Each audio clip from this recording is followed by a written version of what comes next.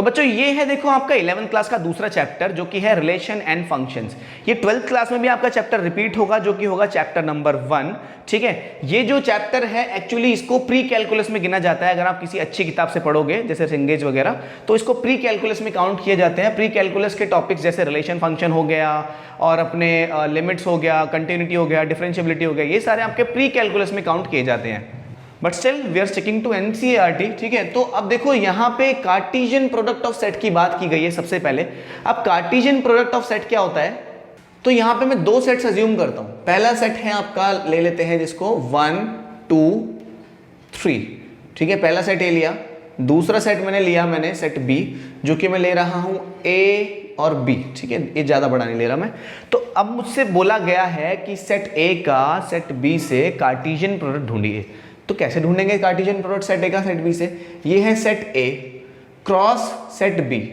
ये A cross B का मतलब है कि Cartesian product of set A and B क्या है? सेट ए एंड बी का, ए और बी का कार्टेशियन प्रोडक्ट। ठीक है, अब कार्टेशियन प्रोडक्ट लिखने के लिए तरीका ये है, ये कार्टेशियन प्रोडक्ट होगा, ये एक ऐसा नया सेट होगा जिसमें इसके और इसके सारे ऑर्डर्ड पेयर लिखे जाएंगे। ऑर्डर्ड पेयर का मतलब बेसिकली एक पेयर लिखो यहां से यहां का। बेसिकली इसका मतलब ये हुआ कि यहां से पहला एलिमेंट उठाओ आप ए से, मैंने उठाया 1, और यहां से क्योंकि ए आगे है और बी पीछे है तो ए का एलिमेंट पहले लिखना होगा और बी का एलिमेंट बाद में लिखना होगा। तो ए के साथ आया, 1 के साथ आया ए, ये बना पहला ऑर्डर्ड पेयर। ध्यान रखना ये वाला जो पार्ट होगा आगे वाला वो सेट ए से बिलोंग करना चाहिए और ये वाला जो सेट होगा वो सेट बी से बिलोंग करना चाहिए, ये वाला एलिमेंट जो आगे वाला। ठीक है, एक और ऑर्डर्ड पेयर, अब ए के साथ में 1 के साथ में बी का भी बना सकता हूं, तो 1 बी। ठीक है, 1 का तो सारे कॉम्बिनेशन हो गए, 1 से मैंने दोनों का कर दिया। अब 2 के साथ भी इनके कॉम्बिनेशन बना सकते हैं, 2 और ए एंड अगेन 2 और बी। ठीक है, अब किससे? 3 के साथ भी बना सकते हैं, 3 और ए, 3 एंड बी। तो ये क्या हो गया? Basically it is a Cartesian product of set A and B. ये एक नया सेट होता है जिसमें कि सारे के सारे ऑर्डर्ड पेयर लिखे जाते हैं सेट ए और सेट बी के। बात समझ आती है? बिल्कुल समझ आई होगी। ठीक है, अब देखते हैं अगर मैं बी क्रॉस ए लिखना चाहूं तो वो क्या रहेगा? B cross A. अब बी क्रॉस ए के लिए बेसिकली रहेगा तो सेम सेट, लेकिन जो ये पहला एलिमेंट आएगा, क्योंकि बी को आगे कर दिया है मैंने, पहला एलिमेंट आगे वाले सेट का होता है, दूसरा एलिमेंट पीछे वाले सेट का होता है। ठीक है, तो अब बी का फर्स्ट एलिमेंट उठाओ ए कॉमा 1 ब्रैकेट क्लोज, ए कॉमा 2 ब्रैकेट क्लोज, ए कॉमा 3। नहीं समझे बात को? ए के साथ पहले मैंने 1 का कर दिया, ए के साथ 2 का, ए के साथ 3 का। देखो मैं ए को आगे लिख रहा हूं इस बार क्योंकि बी सेट के एलिमेंट इस बार आगे आना है। इसमें क्या होना है? बी सेट का एलिमेंट आगे आएगा और ए सेट का एलिमेंट इस बार पीछे रहेगा। ठीक है, अब बात समझ आएगा होगी अभी तक आपको कैसे करना है। ठीक है, पॉज करके खुद से ट्राई कर लो। बी के साथ एक बार 2 को लिख देंगे, B comma 1, B comma 2, B comma 3। बिल्कुल बढ़िया, समझ आया। ठीक है, अब हो गया सारा मेरे ख्याल से, ये तो हो गया A1 2 3 B1 2 3, हाँ हो गया पूरा। ठीक है, देखो अब क्या A cross B cross A same है क्या? देखो क्या मैं ऐसा बोल सकता हूँ कि A क्रॉस B बराबर है B क्रॉस A के? एक बात बताओ, ऐसा बोल सकता हूँ क्या मैं? तो जवाब है नहीं है। देखो यहाँ पे जो पहला एलिमेंट है वो 1A है, इधर A1 है, तो पहला एलिमेंट तो बराबर नहीं है। देखो ये एक सेट है ना पूरा का पूरा। इक्वल सेट्स कब होते थे? 2 सेट इक्वल कब होते थे? जब आपके सारे एलिमेंट्स बराबर हो। ठीक है, जब उसके सारे एलिमेंट्स बराबर हो तो ये ऑर्डर्ड पेयर इज बेसिकली एक ऑर्डर्ड पेयर, एक एलिमेंट बना है इस सेट का। तो ये ऑर्डर्ड पेयर का ऑर्डर देखो 1 और ए है, यहाँ पे ए और 1 है। So they are not equal sets, तो मैं यहाँ पे इसको नहीं बोलूंगा कि ये इक्वल है। ठीक है, देखो नंबर ऑफ एलिमेंट्स हालांकि इक्वल होंगे, 1 2 3 4 5 6, 1 2 3 4 5 6। तो मैं ऐसा बोल सकता हूं कि number of elements in set A cross B is equals to number of elements in B cross A।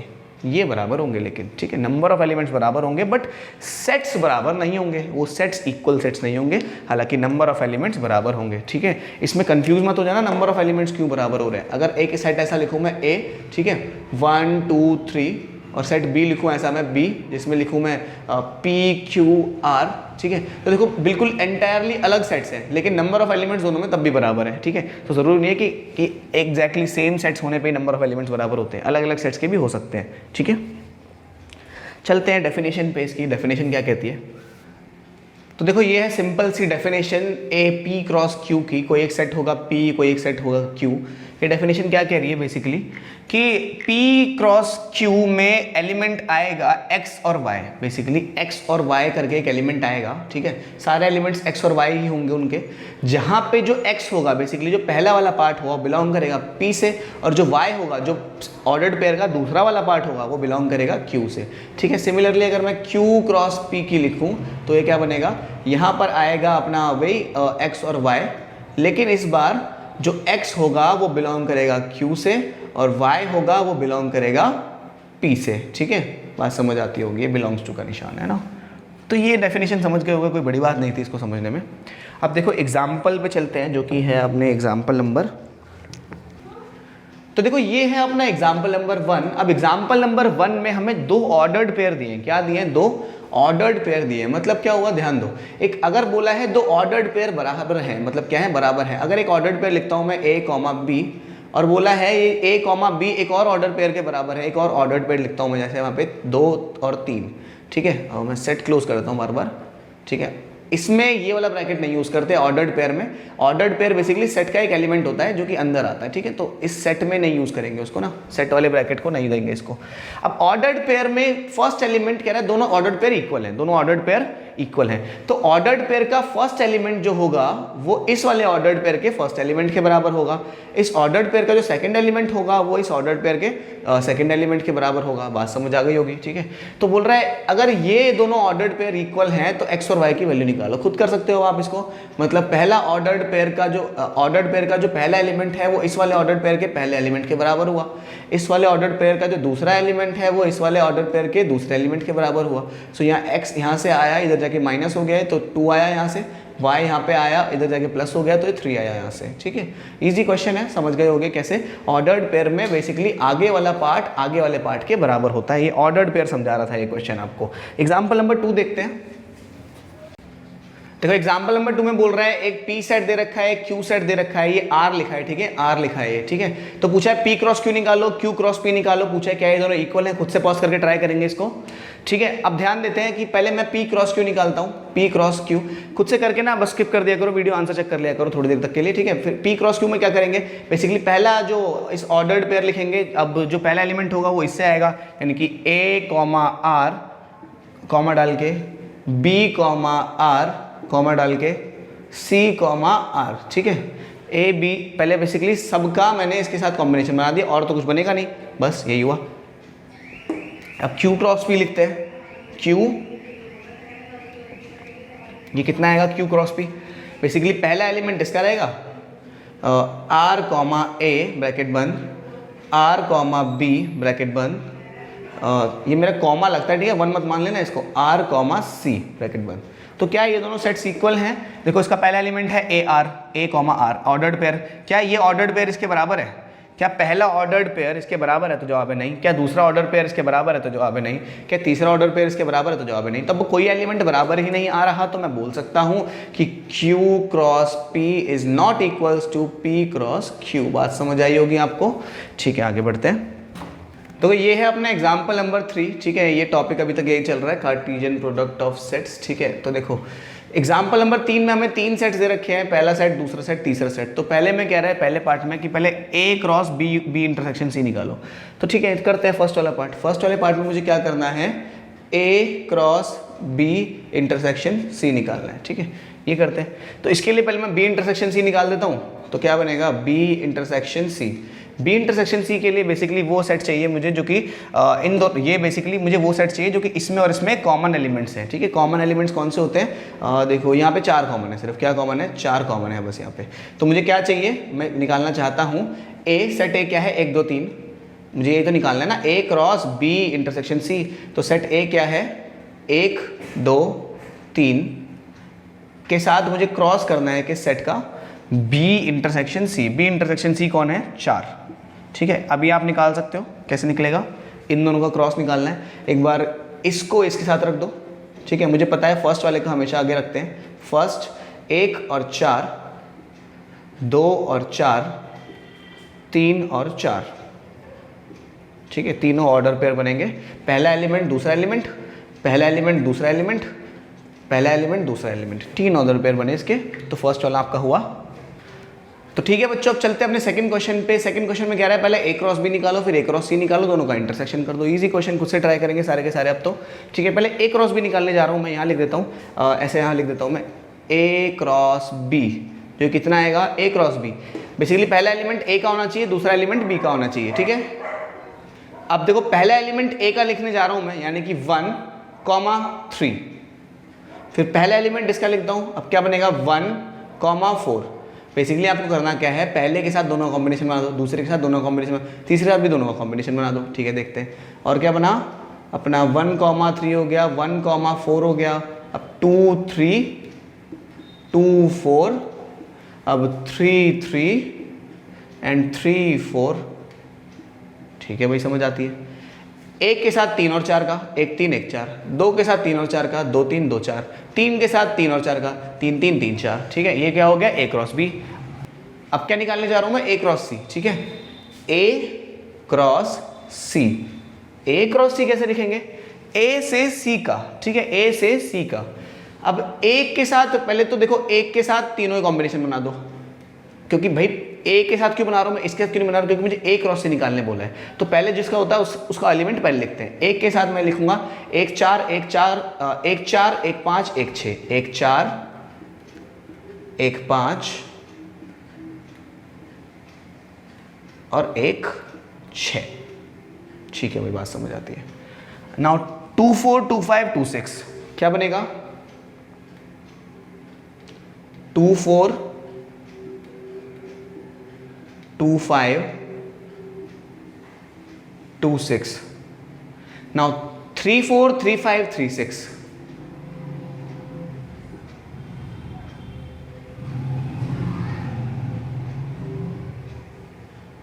ये पूरा सेट हो गया अपना। एक के साथ तीनों का बनाया, 1 4 1 5 1 6, 1 4 1 5 1 6, फिर 2 4 2 5 2 6, 2 4 2 5 2 6, फिर 3 4 3 5 3 6, बिल्कुल ठीक है। अब कह रहा है इन दोनों में कॉमन एलिमेंट ढूंढना है। बेसिकली मुझे क्या करना है, A क्रॉस B को इंटरसेक्शन में लेना है A क्रॉस C से। लेते हैं भाई, देखो कॉमन एलिमेंट कौन कौन से, 1 4 यहाँ पे भी है, 1 4 यहाँ पे भी है। तो पहला एलिमेंट तो क्या आ जाएगा 1 और 4, ठीक है। दूसरा एलिमेंट देखते हैं, दूसरा एलिमेंट 1 3 यहाँ पर है, 1 3 यहाँ पर नहीं है, 1 4 है यहाँ पर, 2 3 यहाँ पर है, 2 3 2 3 2 3 2 3 यहाँ नहीं है, 2 3। नाउ 2 4 चेक करते हैं, देखो 2 4 भी मिल गया, 2 4, ये भी एक कॉमन एलिमेंट मिला। नाउ 3 3 3 3 यहाँ नहीं है, 3 3 3 और 4, 3 और 4 यहाँ है, 3 एंड 4। और तो कोई एलिमेंट नहीं छूट गया हमसे, चेक कर लेते हैं एक बार। 1 3 यहाँ नहीं है, 1 3 1 4 1 4 यहाँ है, 2 3 2 3 2 3 2 3 तो नहीं है यहाँ पे, 2 4 है, ये रहा, 2 3 3 नहीं है यहाँ पे, 3 4 है, ये रहा, ठीक है, बिल्कुल ठीक है अपना क्वेश्चन। आगे बढ़ते हैं, समझ आ गया होगा आपको। अब कह रहा है कि पहले B यूनियन C कर देते और A से उसका क्रॉस कर दो। पहले मैं यहीं पे B यूनियन C लिख देता हूँ। B यूनियन C क्या आएगा, B यूनियन C एक ऐसा सेट होता है जिसमें 3 और 4 दोनों के सारे एलिमेंट होंगे। तो यहाँ आएगा 3 4 5 6, ठीक है। अब 4 4 2 बार था, उसको एक ही बार लिखते हैं। सेट के अंदर एक एलिमेंट रिपीट नहीं होता है, ठीक है। सेट A में यहाँ लिखता हूँ, क्या बनेगा, इस चीज़ को लिख रहा हूँ, देखो मैं A क्रॉस B यूनियन और C, ठीक है, B यूनियन C। इसी चीज़ को मैं ऐसे लिख सकता हूँ, यहाँ पे A की जगह मैं A सेट लिख देता हूँ, जो कि बनेगा मेरा 1 2 3, फिर क्रॉस लगाया मैंने, B यूनियन C लिख दिया। यहाँ पे क्या बनेगा, जो कि 3 4 5 6, ठीक है। ये यहाँ रखने में थोड़ा ईजी लगता है मुझे, ठीक है। आप ऐसे डायरेक्ट भी कर सकते हो। देखो 1 3 1 4 1 5 1 6 सारे बना देते हैं। 1 3 1 4 1 5 1 6। नाउ 2 3 2 4 2 5 2 6, 2 3 2 4 2 5 2 6। नाउ 3 3 3 4 3 5 3 6, 3 3 3 4 3 5 3 6, ठीक है। अब कॉमा लगाए थे सब में, यहाँ कॉमा, इधर भी ब्रैकेट कॉमा,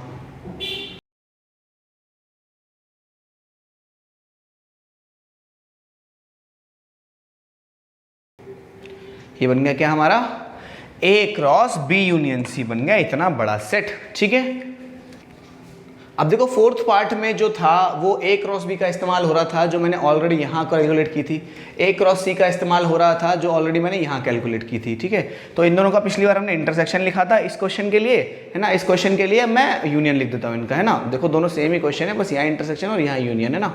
तो मैं बेसिकली इन दोनों सेट्स का वो लिखना है हमें। अब कोई वंडर कर रहा है कि कैसे निकाले ये सब, तो आप स्क्रॉल बैक कर लो और सेकंड क्वेश्चन देख लो कैसे हुआ था। ठीक है, तो अब A क्रॉस B के साथ यूनियन करना है, बेसिकली इन दोनों सेट्स का मुझे यूनियन करना है, मैं लिख नहीं रहा, ये चीज़ ये आइडेंटिटी करनी है मुझे, A cross B union A cross C, है ना। तो अब मैं डायरेक्ट लिखने जा रहा हूँ यहाँ पे। ठीक है, देखो 1 3 1 4, देखो 1 4 1 4 कॉमन हो गया जो, अच्छा यूनियन करने में कॉमन एलिमेंट्स दो बार नहीं लिखते, 1 3 1 4 1 5 1 6, ये तो सारे मिल गए, 1 3 1 4 1 5 1 6, ये मिल गए सारे, है ना। नाउ 2 3 2 4 2 4 तो इधर भी है, 2 5 2 6, 2 3 2 4 2 5 2 6, है ना। 2 3 2 4 2 5 2 6, ठीक है, ये भी ठीक है। नाउ 3 3 3 4 3 5 3 6, है ना। 3 3 3 4 3 5 3 6, ठीक है, ये हो गए सारे। और कोई रहता है क्या? नहीं, हो गए सारे। अब देखो भाई कॉमा लगा दो सब में, ये तो तुम्हें पता ही है करना, यहाँ कॉमा ऐसे ब्रैकेट, ये कॉमा ऐसे ब्रैकेट, ये हो गया अपना क्वेश्चन। देखो अपना क्वेश्चन नंबर 4 है, यहाँ बोला है P, एक सेट दे रखा है, बोला है find P cross P cross P, मतलब P का खुद से ही 3 बार कार्टेशियन प्रोडक्ट लेना है। इस टाइप के क्वेश्चन को कैसे करते हैं, देखो P क्रॉस P बराबर होगा एक ऐसे सेट में जिसमें एक ऑर्डर्ड पेयर रहेगा जो कि 3 एलिमेंट्स का होगा, 3 एलिमेंट्स का एक ऑर्डर्ड पेयर होगा, और पहला एलिमेंट भी P से ही आएगा, दूसरा भी P से ही आएगा, तीसरा भी P से ही आएगा। तो कैसे बनाए? 1 1 1, देखो पहला तो ये ले लेते हैं 1 1 1 कॉमा, अब एक बार आगे की तरफ 2 रख देते हैं, 2 1 1, ठीक है भाई। इस बार बीच में 2 रख देते हैं, 1 2 1, इस बार लास्ट में 2 रख देते हैं, 1 1 2। 1 से तो कॉम्बिनेशन मैंने बना दिए सारे, है ना। सबसे पहले आगे 2 रखा, बीच में 2 रखा, लास्ट में 2 रखा, ठीक है। अब एक बार 2 से बनाते हैं सारे कॉम्बिनेशन, ठीक है, मतलब एक ही सेट है, चल रहा है कंटिन्यूसली, यही चल रहा है ना, कॉमा लगा यहाँ पे। तो एक बार 2 2 2 ब्रैकेट बंद, आगे 1 रख देते हैं, पीछे 2 2 रहने देते हैं, आगे 1 पीछे 2 और 2, फिर क्या करते हैं, बीच में 2 रहने देते हैं, आगे पीछे 2 1 2, और लास्ट में क्या करते हैं इस बार 2 2 1।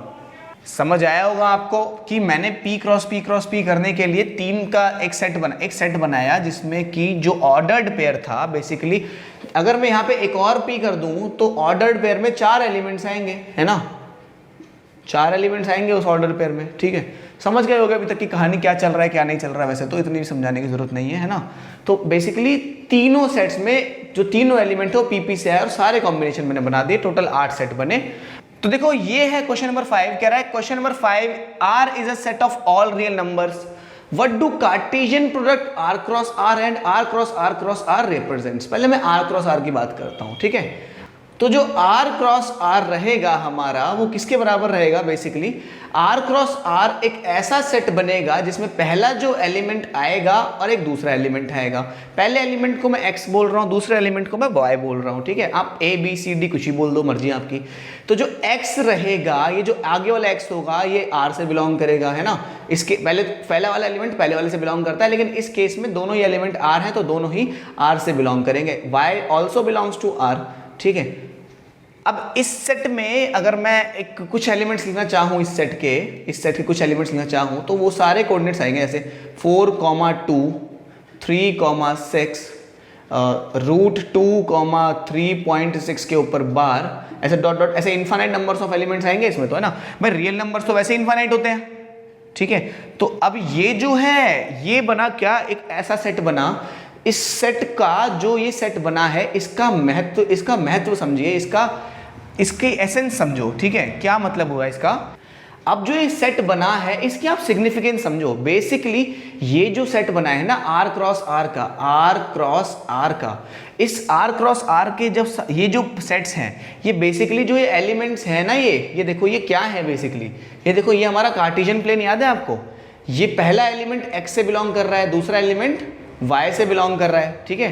तो पहला एलिमेंट x यानी कि x इधर कितना है 1 2 3 4, यहाँ पे x आया और y 1 2, तो यहाँ कहीं आया पहला जो एलिमेंट है इसका, है ना, जो फर्स्ट एलिमेंट लिखा है मैंने। तो इस बेसिकली इस सेट में वो सारे पॉइंट्स आ जाएंगे जो एक कार्टेशियन प्लेन में आते हैं।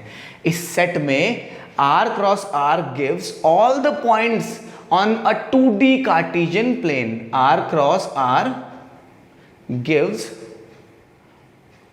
या R cross R gives नहीं, या R cross R is a set of all the points in Cartesian plane. समझे? कार्टेशियन प्रोडक्ट करके हमें कार्टेशियन प्लेन का ही सारे के सारे सेट्स, सारे के सारे पॉइंट्स मिल जाते हैं। R क्रॉस R बेसिकली 3.6 यहाँ आएगा, ये यहाँ आएगा, ये यहाँ आएगा, सारे जो, अगर एक ऐसा सेट लिखना हो आपको, आपसे कोई पूछ ले एक ऐसा सेट लिख दो जिसमें सारे के सारे पॉइंट्स आ जाएं इसके, तो आप सिंपली R क्रॉस R लिख दोगे, ठीक है। अब एक और अगला R क्रॉस R क्या रिप्रेजेंट करेगा?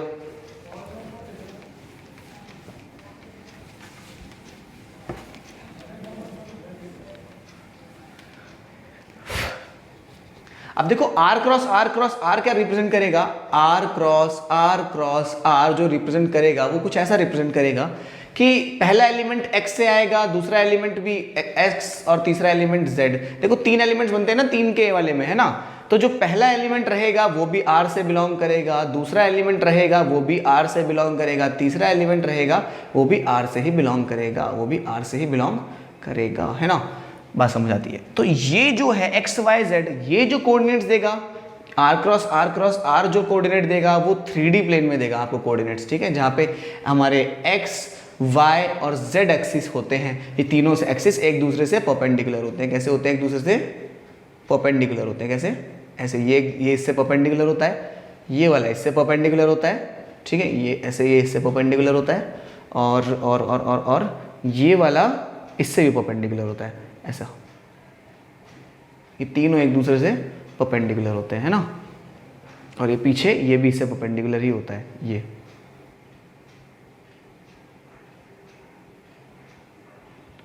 तीनों एक्सिस एक दूसरे से परपेंडिकुलर होते हैं। और ये जो सेट देगा x y z, जो सेट देगा बेसिकली जो पॉइंट देगा इसमें, वो इस पॉइंट का इस कार्टेशियन सिस्टम का 3D कार्टेशियन सिस्टम का एक कोऑर्डिनेट होगा जो कि इस पॉइंट होगा, ये पॉइंट P जो कि x y z को रिप्रेजेंट करेगा। ये x y z real number में से कोई भी रियल नंबर हो सकता है। तो इस प्लेन में जितने भी पॉइंट्स आएंगे इस प्लेन में, वो सारे के सारे R क्रॉस R के एलिमेंट्स हैं, इस सेट के एलिमेंट्स होंगे, ठीक है। बात समझ आती है आपको? क्वेश्चन नंबर 5 अच्छे से दिमाग में घुसा होगा, नहीं घुसा तो एक बार रिवाइंड कर लो। अच्छा क्वेश्चन था, कॉन्सेप्चुअल था, ठीक है।